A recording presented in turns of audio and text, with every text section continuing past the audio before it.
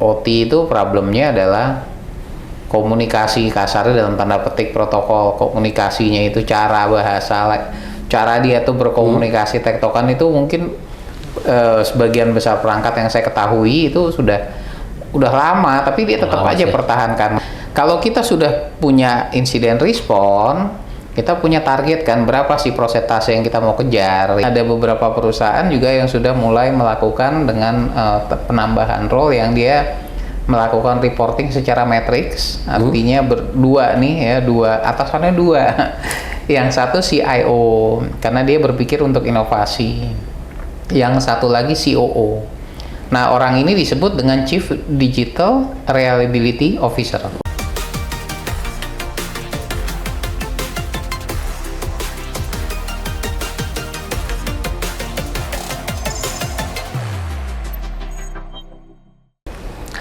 Halo teman-teman IT Leaders, bertemu lagi dengan saya Wisnu Nugroho di acara podcast Secure Bytes. Secure Bytes sendiri adalah podcast dari SEO Insight yang khusus membahas isu dan tren cybersecurity terkini. Jadi di sisi Secure Bytes ini kami akan membahas apa saja tren cybersecurity di luar sana dan bagaimana kita dapat terhindar dari serangan yang mungkin muncul. Kami telah menyiapkan topik-topik khusus untuk Secure Bytes, namun jika ada topik cybersecurity lain yang ada di lapangan yang mungkin teman-teman temui, silahkan untuk kontak kami melalui email di hello@sioinsight.id atau kirim DM ke akun media sosial kami, baik itu di LinkedIn dan juga Instagram. Di sesi kali ini tentu saja saya tidak sendiri, saya akan didampingi oleh pakar cybersecurity Indonesia, yaitu Pak Faisal Yahya. Bagi Anda yang belum tahu, Pak Faisal adalah pakar cybersecurity yang telah bergelut di dunia ini lebih dari 25 tahun, telah banyak membantu perusahaan Indonesia dalam meningkatkan postur cybersecurity mereka, dan juga telah menjadi pembicara di forum lokal maupun regional gitu ya. Dengan pengalaman sepanjang itu, kita bisa langsung belajar dari ahlinya dan juga belajar bagaimana kita bisa terhindar dari serangan cybersecurity yang ada. Oke Pak Faisal, saya untuk sesi kali ini saya ingin mengangkat isu tentang konvergensi IT dan OT gitu ya. Karena kan mungkin seperti yang terjadi di industri manufaktur atau juga oil and gas gitu kan, saat ini terjadi konvergensi antara IT, Information Technology, dan juga OT, Operation Technology.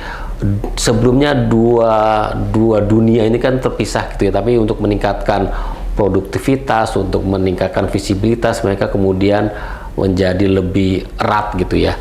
Namun di sisi lain, konvergensi ini tetap menciptakan isu cybersecurity yang baru gitu ya. Mungkin salah satu insiden yang baru-baru saja terjadi gitu, ada sebuah otoritas pelabuhan yang mengalami serangan cyber gitu ketika salah satu perangkat OT-nya itu Derek ternyata tidak dapat beroperasi karena diretas gitu ya, dan ketika ditelusuri ternyata sumber peretasan bersumber dari sistem maintenance atau sistem IT maintenance yang terhubung ke perangkat tersebut gitu. Insiden ini kan menyadarkan kita bahwa memang konvergensi IT dan OT dapat meningkatkan produktivitas, namun juga di sisi lain juga membuka lubang keamanan yang baru. Oke, Pak Faisal, mungkin saya akan ngebuka dengan pertanyaan paling mendasar gitu. Apa sih yang membedakan IT, Information Technology, dan OT, Operation Technology? Mengapa dulu dipisah, sekarang menjadi konvergensi?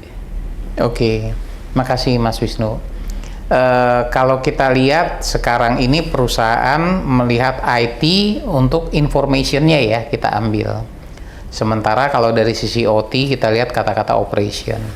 Kata-kata operation ini karena dia merujuk kepada sensor-sensor, alat-alat yang dipasang, biasanya manufacturing ya, atau oil and gas itu banyak sekali mereka pakai itu yang disebut dengan OT. Nah, OT ini ngeluarin data nih Mas Wisnu, yang data tersebut dikumpulin istilahnya, lama-kelamaan jadi konvergen nih antara IT-nya sendiri dengan OT-nya. Jadi PR baru tambahan buat si CISO nih atau CIO ya, mungkin lebih banyak CIO kita lihat. Jadi si CIO dapat istilahnya ekstensi perluasan nih dari sisi responsibility dia yang tadinya hanya kepada IT aja, sekarang merurut sampai ke OT. Nah, mereka ini berkomunikasi lewat satu interface dashboard nih, Mas. Ya, mungkin ada beberapa istilah yang kita kenal secara umum namanya SCADA, ya.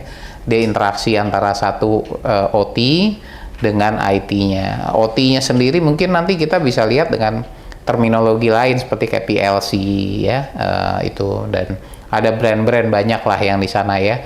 Mereka bisa berkomunikasi, mereka mengirimkan parameter-parameter tertentu, ya, ke dashboard, dan kemudian nanti datanya diolah, terus diproses lebih lanjut ke area IT. Itu konvergennya ada di sana, Mas Wisnu. Tapi kira-kira manfaat apa Pak yang dapat dicapai gitu dengan konvergensi itu? Apa sih yang menjadi goal dari konvergensi tersebut?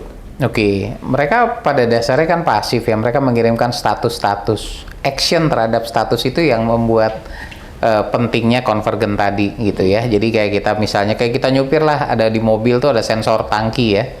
Berapa tuh bensin tingginya tuh kan, misalnya udah 50%, 75% gitu kan. Terus kan supirnya ngeliat, oh kalau dia 0 berarti dia mesti ngisi bensin. Nah, itu manfaatnya. Oke. Berarti emang itu akan meningkatkan produktivitas, meningkatkan visibility dari perusahaan safety tersebut, juga. gitu. Safety juga gitu. Jadi ada banyak manfaatnya. Nah, sekarang mungkin pertanyaan besarnya nih Pak, bagaimana CIO dapat memperluas visibilitas, insiden keamanan gitu ketika terjadi konvergensi IT dan OT ini? Oke, makasih Mas Wisnu. Kita coba lihat berdasarkan pilar-pilar, ya. Oke, jadi mungkin yang pertama kita lihat dari pilar yang visibility-nya dulu, ya. Pilar visibility. Mungkin kalau kita bicara secara milestone itu penting banget dikerjakan di awal, ya. Mungkin di sini ada tampilan visualisasi sekitar berapa bulan, ya. Itu nggak perlu jadi patokan mutlak, ya. Itu setiap organisasi bisa beda. Nah, proses visibility ini adalah proses di mana kita melakukan identifikasi terhadap perangkat OT yang kita punya. Semuanya lah, bisa 100% lebih bagus lah gitu, ya, semuanya yang kita ambil. Itu dari sisi pertama kali kita kumpulin visibility. Lalu kemudian setelah kita kumpulin visibility, kita harus bisa membangun proteksinya nih. Nah, kalau proteksinya kita mengutip dari sisi pendekatan barangkali terkait dengan zero trust, ya, kita bangun namanya isolation. Ya, karena namanya OT itu problemnya adalah komunikasi, kasarnya dalam tanda petik protokol komunikasinya itu, cara bahasa, cara dia tuh berkomunikasi tektokan itu mungkin sebagian besar perangkat yang saya ketahui itu udah lama, tapi dia tetap aja pertahankan begitu, karena memang toh nggak ada perubahan. Ya kan, dia nggak seperti legacy. Iya, kalau dibilang communicate ya, begitu parameternya begitu-begitu aja. Tapi memang kita bilang bahwa setiap perangkat memiliki parameter tersendiri, ya, nggak bisa kita pukul rata. Nah, itu dari sisi security controlnya. Lalu kemudian kita harus bisa melihat dari sisi pilar selanjutnya terkait dengan incident response. Kita melihat incident response ini bukan hal yang bertujuan untuk memprotek, tapi tidak lain dari tujuannya adalah untuk memperkecil yang namanya downtime atau gangguan. Nah, di dalam incident response kita minimal udah punya data nih, kira-kira OT-nya apa aja nih. Oke. Lalu kita buat namanya bagaimana responnya atau playbooknya.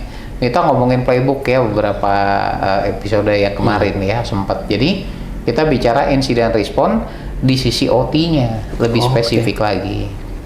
Nah, kalau kita sudah punya incident response, kita punya target kan, berapa sih persentase yang kita mau kejar, ya, dalam tanda petik tingkat kesehatan, ya.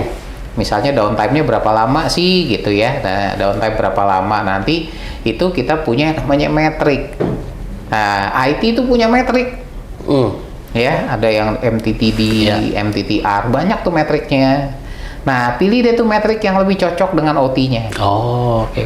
Jadi harus ada kita tolak ukur. Jadi kalau kita nggak punya metrik, bagaimana maturity bisa terbentuk? Jadi kita ambil dari sisi faktor metriknya tadi. Dan ini semua ada pilar-pilar ini semua harus berjalan secara holistik dengan timeline yang sesuai dengan kondisi perusahaan. Ada perusahaannya yang baru mau memulai OT.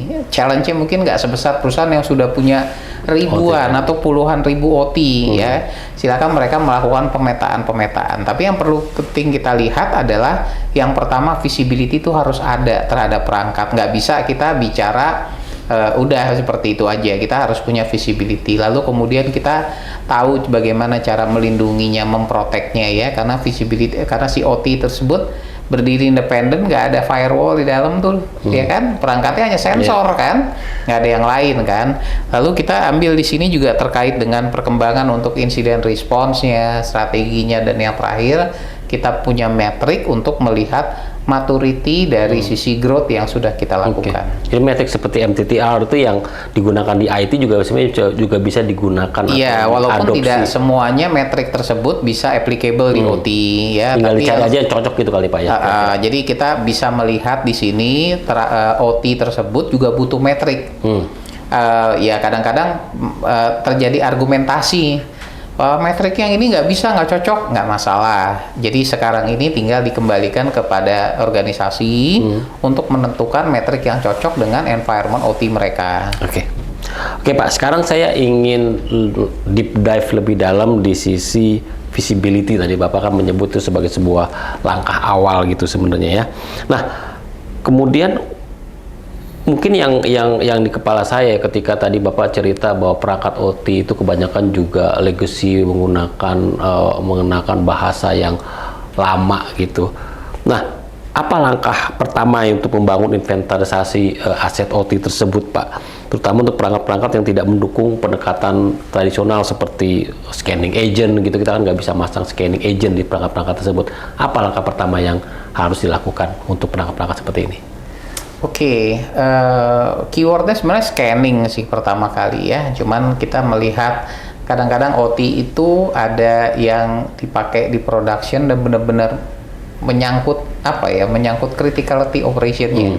Jadi dia nggak boleh terganggu gitu ya. Mungkin dengan konsep perangkat-perangkat OT seperti yang dengan tingkat criticality-nya tinggi ya kita bisa jalankan dengan passive scanning lah. Oke, kita jalankan dengan proses passive scanning, biasanya pakai span, pakai network macam scanning. Kemudian dari situ kita bisa tahu perangkat tersebut, bisa kita tanpa kita bebanin dia dengan additional load. Tugas tambahan gitu ya. Lalu kemudian ada sensor-sensor yang mungkin istilahnya kita develop ya, kita yang bangun sendiri. Itu bisa aja kita taruh beacon di mana dia bisa ngasih tahu dia hidup gitu ya. Beacon itu fungsinya untuk alerting bahwa ini hidup nih gitu ya. Itu bisa kita develop, bisa kita taruh di situ untuk yang aktif ya. Atau ada lagi yang misalnya dari third party kita bisa install something, mungkin bahasa PC-nya pakai agent, nanti dia bisa berkomunikasi. Cuman intinya kita bisa melihat antara pasif dengan pasif dengan aktif tadi, tergantung dari sisi OT-nya. Lalu kemudian ketika kita udah dapat beacon ini, ada komunikasi, kita udah scanning gitu, kita punya namanya database lah ya, database dari perangkat OT. Database perangkat OT itu perlu kita cek dari log pencatatan komunikasinya. Jadi kita bisa melihat komunikasi pencatatannya. Ini ada dengan log-lognya yang ada itu sesuai nggak? Ada yang jangan-jangan nggak pernah ngirim data, buat apa juga dipasang gitu. Ada OT-nya, barangnya ada, tapi dia nggak berfungsi gitu. Nah itu perlu kita kritisin. Nah lalu kemudian di sini terkait dengan bagaimana kita bisa melakukan istilahnya walkthrough dari sisi OT-nya tadi untuk benar-benar melakukan kayak QC.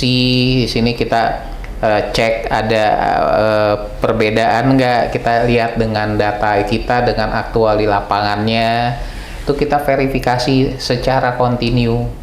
Verifikasi ini bertujuan untuk memvalidasi kondisi dari sisi OT tadi dengan ekspektasi kita. Misalnya OT-nya kena tampering, dibongkar secara fisik ya, seperti itu tuh kan kita mesti melakukan pengecekan. Jangan-jangan kalau dia dibongkar dia diimplan something, nah itu berbahaya juga gitu. Jadi tahapannya sebenarnya lebih terkait dengan itu. Nah, kenapa ini ada kaitannya dengan visibility? Karena visibility itu sendiri bukan hanya untuk mengidentifikasi kita punya OT berapa banyak, tapi kita harus memastikan dari OT yang kita punya itu udah semuanya dalam tanda petik sehat. Ya, sehat dalam artian beroperasi. Kemudian yang kedua tidak terjadi tempering atau perubahan atau apapun itu gitu terkait dengan hal yang tadi. Ini semua nantinya bisa meyakinkan si CIO bahwa dia punya environment tersebut dalam tanda petik beroperasi dengan kadar level kesehatan yang cukup. Oke. Nah Pak, ketika tadi kita akan mencoba meningkatkan visibilitas dan segala macam itu, apakah itu nanti berpengaruh terhadap operasional dari perangkat-perangkat OT tersebut? Karena kan kalau kita bicara OT, kita bicara no downtime lah, kira-kira mereka harus terus beroperasi gitu. Dan juga kita bicara soal sistem legacy yang mungkin juga nggak terlalu banyak update-nya gitu, masih menggunakan sistem yang lama. Jadi pertanyaan saya mungkin lebih kepada bagaimana mengadaptasi praktek keamanan IT standar gitu ya, kita kenal seperti patching dan segala macam untuk lingkungan OT nih Pak, dengan keterbatasan seperti yang saya sebutkan di awal. Baik, makasih. Mungkin kita ambil keywordnya, kita mulai dengan kata-kata patching lah ya, kita bilang patching. Tapi patching tersebut nggak kita terapkan ke sisi OT-nya, tapi kepada perangkat yang lain yang terkait ya. Kita ambil fungsionalnya di sana. Jadi kita lihat di sini bisa pada saat OT-nya tersebut bermasalah nih Mas, kita ganti, kita pasang, kita bisa onboarding lagi. Jadi nggak cuma sekedar dipasang terus dipakai, harus ada mekanisme onboarding untuk onboarding dan offboarding. Yang lama di off, yang baru di on, ya seperti itu. Itu istilahnya kita ambil pendekatan keseluruhan dengan istilahnya patching tadi. Lalu kemudian di sini kita bicara terkait dengan bagaimana kita membangun segmentasi. Segmentasi itu penting sekali untuk bisa menjamin bahwa OT tersebut tidak diakses selain dari untuk yang legitimate. Oke. Jadi dia fokus di situ ya. Nanti ini semua ada kaitan dengan availability atau uptime ya. Mungkin saya rampungkan dulu. Jadi kita bicara di sini terkait dengan segmentasi. Kita harus make sure itu tidak bisa diakses kecuali memang oleh yang berkepentingan atau legitimate lah kita bilang. Nah, lalu kemudian yang ketiga, mungkin kita bicara di sini tentang bagaimana kita membangun authentication dan authorization. Ya, mungkin kita bisa pakai dari sisi IAM ya, barangkali yang familiar kita dengar, juga dengan penerapan multi-factor authentication. Banyak peneliti yang berkesimpulan bahwa titik lemah OT itu ada pada dashboard. Karena terjadi konvergen ya. Nah, jadi itu benar-benar tuh area mesti dijaga tuh. Ya. Terus pengamanan tingkat maksimum gitu. Nah, jadi ya AMS segala macam itu bermain di situ, bukan bermain di level sensor. Ya. Dan nanti di level sensor bisa ada beberapa verifikasi yang mungkin terlalu teknis kalau kita bicara sekarang, tapi fokus kita kepada dashboardnya dulu. Nah, semuanya ini kalau kita maintain, namanya kita ganti perangkat, mati dong ya. Atau kita ganti bikin setting perubahan, kita patching, atau kita misalnya ada yang melakukan brute force attack terhadap masing-masing perangkat, atau mau coba untuk listening paketnya, itu semua akan berdampak kepada availability. Nah, itu kita mesti jaga. Gitu. Jadi yang dinamakan unplanned downtime itu yang menjadi kritikal kalau kita bicara dari sisi OT-nya. Jadi jangan kita hanya bicara istilahnya disaster recovery deh gitu ya, kita ngomong dari sisi perangkat IT-nya, tapi dari sisi perangkat OT-nya agak terlewat. Nah, itu yang kita harus gabung. Jadi semuanya ini nanti juga ada kaitannya kepada contingency planning kita, Mas Wisnu. Jadi udah ketika kita bicara convergence, kita harus bicara bahwa contingency planning itu akan terkait.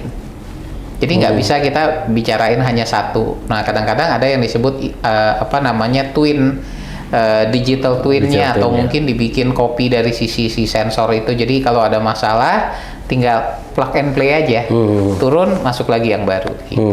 Nah, ini semua tingkat criticality OT-nya itu undebatable ya kalau dibilangnya nggak bisa didebat. Jadi dia berharap dengan uptime setinggi-tingginya gitu ya, semaksimal mungkin dari sisi operationnya itu, sehingga ini makin menjadi concern. Dan kayaknya CIO tuh udah juga nggak bisa mikirin sendirian, dia perlu ada orang lain yang nolong untuk, atau mungkin ada fungsi yang lain, role yang lain yang bisa membantu dia untuk bisa melihat juga ke sisi faktor OT tadi.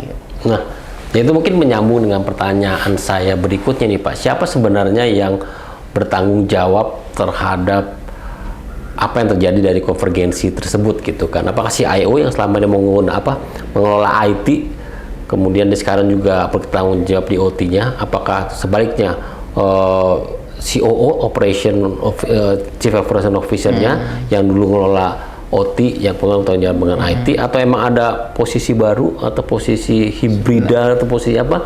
Kira-kira siapa Pak yang bertanggung jawab terhadap dinamika yang terjadi saat itu? Oke, ini beberapa yang saya sudah mulai perhatikan di perkembangannya, bahwa ada role yang semakin emerging. Kayak kita bicara data privacy ya, ada tiba-tiba role baru ya, namanya DPO ya, Data Protection Officer. Di dalam OT ini ada beberapa perusahaan juga yang sudah mulai melakukan dengan penambahan role yang dia melakukan reporting secara matrix, artinya berdua nih ya, atasannya dua. Yang satu CIO karena dia berpikir untuk inovasi, yang satu lagi COO. Nah, orang ini disebut dengan Chief Digital Reliability Officer. Oh, oke. Jadi posisi baru tuh ya? Kita katakan role. Artinya bisa dualisme ya. Ya harapannya sih, idealnya sih benar-benar jadi posisi gitu loh. Tapi kalau dia tuh harus bisa melihat kiprah ke arah OT-nya juga. Jadi dia menjadi penjembatan antara si COO dengan CIO. Dia berkomunikasi. Kenapa nih ada dua gitu? Karena kalau COO kan dia fokus ke sisi sensor availability. Dia nggak mau itu kan ada gangguan di sini di situ. Sementara yang disebut uptime itu bukan hanya perangkatnya menyala, tapi datanya juga bisa diterima. Iya kan? Yeah. Nah, kita bicara dua angle yang tadi gitu. Nah, jadi ini kita bicara satu culture baru. Ya, culture baru yang mungkin kita bisa membuat friksi sebenarnya juga bisa ya, antara IT ya yang ada sekarang, tapi itu memang bagian dari sebuah perubahan yang positif ya terkait dengan situ. Nah, posisi ini juga menjadi bridging antara aktual yang ada di lapangan dengan kondisi semua sensor-sensor yang ada, dengan tujuan meningkatkan reliabilitas. Dan dia juga bisa memperhatikan tingkat kesehatan dari sisi perangkat-perangkat tersebut, sebatas ya mungkin tidak terlalu dalam ya di sisi security, tapi itu sudah mulai. Pak, sekarang kita bicara soal bagaimana memantau ancaman security, ancaman serangan cyber security yang mungkin menyerang dari sistem IT maupun OT dari perusahaan tersebut gitu Pak. Apa cara yang paling efisien gitu tapi tidak mengganggu operasional secara keseluruhan? Karena kan bagaimanapun kalau terjadi downtime itu kan menyebabkan kerugian besar gitu ya bagi perusahaan itu. Jadi bagaimana caranya supaya kita bisa memantau tapi juga tidak terlalu mengganggu aktivitas yang berlangsung? Oke. Sebenarnya ada beberapa approach yang bisa kita lakukan. Yang pertama paling umum dilakukan untuk yang kritikal yaitu pasif. Biasanya kita scanning dengan traffic yang dia keluarkan juga bisa. Ya, kita bisa scanning di situ, atau mungkin ada mekanisme lain kita bisa melakukan identifikasi terhadap unitnya. Lalu kemudian untuk yang aktif tapi nggak terlalu ngebebanin ya, kita bikin berat dari sisi prosesornya atau apanya terkait itu, kita pakai konsep pendekatan dari sisi beacon.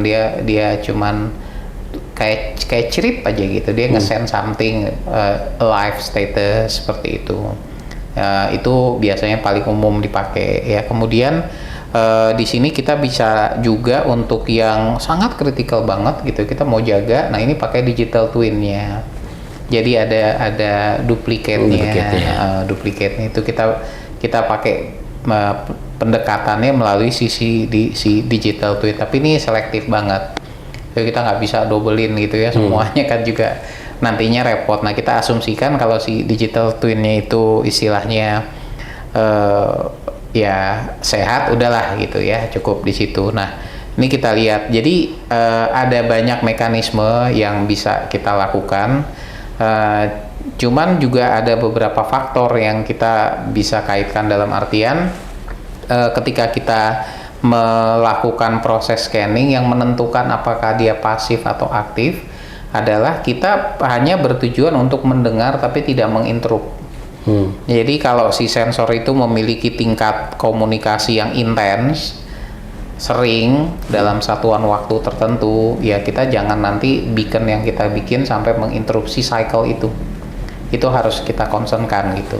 Kalau memang itu nanti bisa berpotensi untuk menginterupt, ya berarti nanti kita pikir gimana caranya kita hanya untuk mendengarkan trafficnya aja. Takutnya nanti ada anomali. Anomali itu misalnya kayak suhu aja ya. Tadi ceritanya ya. Menit ini dikirim 40 derajat, 5 menit kemudian 20 derajat. Masa iya perubahan 20 derajat dalam waktu 5 menit? Nah, itu bagian dari alert. Artinya tidak semua kita perlu untuk menaruh something atau merubah something terkait dengan sensor. Nah, dari OT sebaiknya itu dibangun layering. Jadi ada korelasi yang bisa kita lihat. Misalnya contoh kayak kita pakai beberapa sensor yang pada satu area yang sama, kita bisa lihat anomali requestnya itu seperti itu sih. Ya pada intinya kita lakukan pendekatan berlapis, namun kita tidak menginterupsi serangan, tidak menginterupsi si sensor tersebut, Mas Wisnu. Oke Pak, sekarang saya ingin bertanya soal bagaimana sebuah organisasi gitu yang terkait dengan konvergensi IT dan OT ini menyusun ulang rencana respon insidennya, karena kan sekarang saat ini respon insiden yang ada mungkin sudah tidak relevan dengan kondisi ketika terjadi konvergensi tersebut. Apa yang perlu mereka lakukan dan sebenarnya apakah ada landasan hukum atau regulasi yang bisa menjadi patokan? Oke, makasih. Insiden respon perubahan strategi itu terjadi di postmortem ya perubahannya. Jadi tapi mungkin kalau saya bicara di awal kita mulai tentang bagaimana kita bisa melakukan deteksi dan triage yang mengcover tidak hanya di level OT-nya tapi implikasinya ke IT. Ya, jadi itu keseluruhan.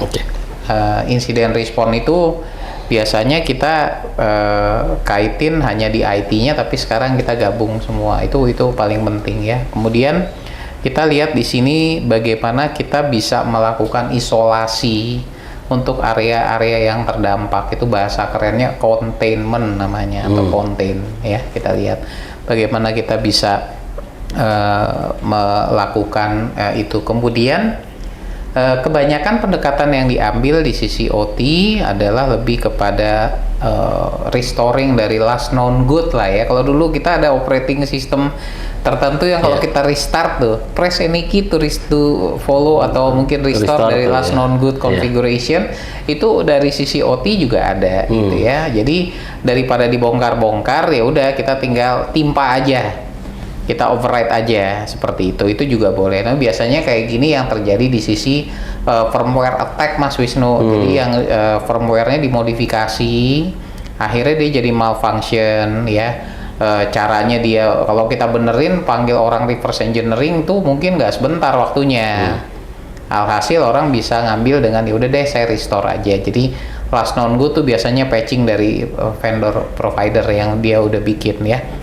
Nah, untuk regulasinya sendiri saya baru dengar di beberapa aja. Kalau seperti kayak dari US ada namanya CISA, atau mungkin ada yang NIS 2 lah ya, direktif itu. Lebih kepada direktif itu ada beberapa sampai pelaporannya itu lebih kurang dari 24 jam ya informasinya. Nah, ini belum terlalu melekat di setiap negara untuk regulasi ini, mengingat nggak semua negara punya infrastruktur OT yang masif ya. Mungkin kayak power plant yang canggih banget gitu ya barangkali gitu, itu udah pakai ketentuan-ketentuan yang tadi gitu. OT-nya mungkin ada gitu ya, tapi kalau nanti ada masalah ya mungkin mekanismenya belum diatur seketat itu. Nah, regulasi ini sebenarnya bertujuan bahwa agar orang lebih care aja, perusahaan lebih care terhadap perangkat yang ada, khususnya yang berdampak pada hajat hidup orang banyak, boleh dibilang seperti itu. Makanya kalau kita lihat perang-perang cyber perang-perang yang ada sekarang udah melibatkan serangan-serangan terhadap OT-nya sendiri. Jadi kalau kita sekarang melihat ketika kita bicara regulasi nih, khususnya di IT ya, regulasi di IT nggak cuman di kondisi sekarang bukan cuman data breach, tapi bagaimana keselamatan fisik yang semakin lebih utama perlu diperhatikan kalau kita bicara OT-nya sendiri. Jadi konsep insiden response yang kita bangun tentunya akan semakin kompleks. Dan juga kita nggak hanya berpikir tentang kebocoran data atau intellectual property, tapi lebih dari itu, Mas Wisnu. Oke, Pak Faisal, terima kasih atas info yang diberikan, dan saya kira tadi banyak kita membahas tentang visibility, tentang bagaimana kita meningkatkan pengamanan di sistem IT maupun OT, dan juga tadi bagaimana kita kalau terjadi insiden apa yang perlu kita lakukan. Terima kasih Pak Faisal atas informasi yang sangat baik tersebut.